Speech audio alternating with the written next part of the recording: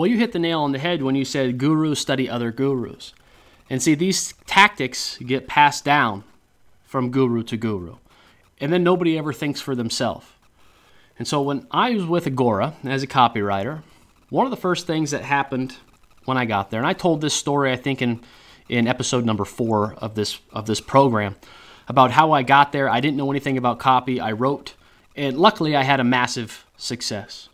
And so this gave me some freedom then to turn around and write my own style, because people no longer could question to the same extent when I was unproven. And so I was selling a Forex service, and I wrote the package to sell the service as I would. And this was 2008, so fear was heavy.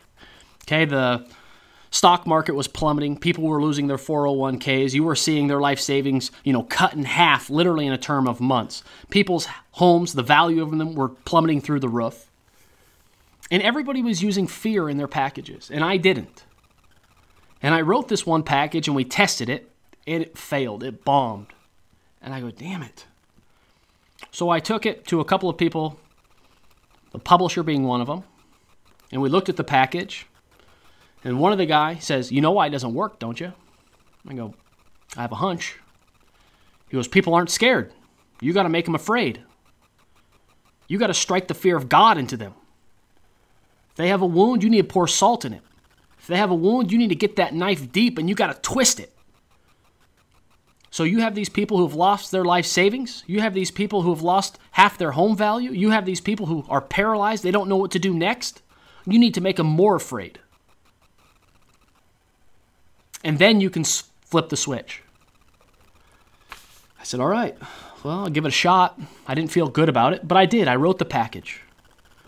And so I left the rest of the package entirely the same, no different. Changed the first 2 pages.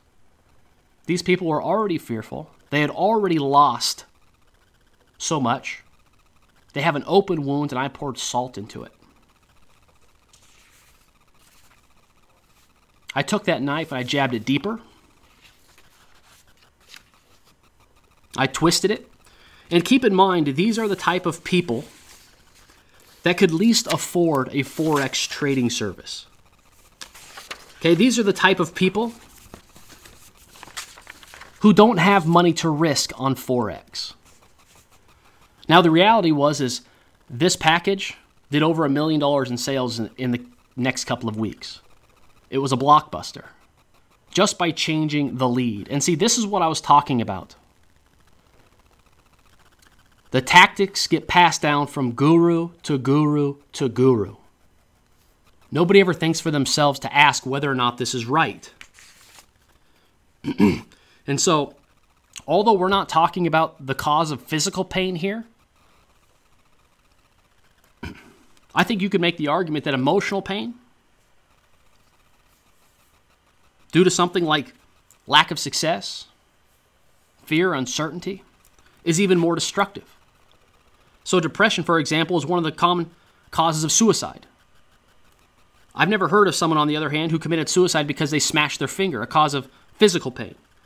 And see, this is why it's all the more disgusting to me. I've never written another fear package. It didn't feel right to me. It felt wrong. Yeah, did it sell a lot of shit? It did. But it sold it to the wrong people who couldn't even afford it, who couldn't take advantage of it, who couldn't benefit from it, who couldn't afford to take that risk. It put them in a worse situation. Now, the guru party, it lines their pockets. And so this is something I've seen again and again. Okay, the guru party preying on fear and insecurity. And this isn't just the guru party in real estate. It takes place in so many different industries. Pouring salt in their wounds in reference to their current status or their income or position in life. All just to sell a few tickets or a membership in a coaching program. And I know it shouldn't bother me like it does. It shouldn't frustrate me. It takes 2 to tangle. The agent is as guilty for falling for this shit as is the person who manipulates.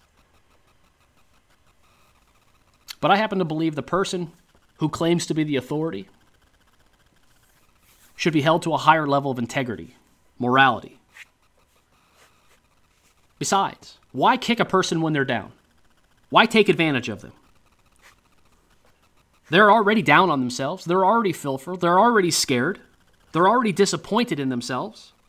They're already feeling small and insignificant. Their spouse, their kids, their family, they already know they're not delivering on the promise that they probably made, which is, I'm going to deliver to you a good life. I'm going to provide for you. So why deliberately try to pour salt in that person's wounds? Why deliberately try to exaggerate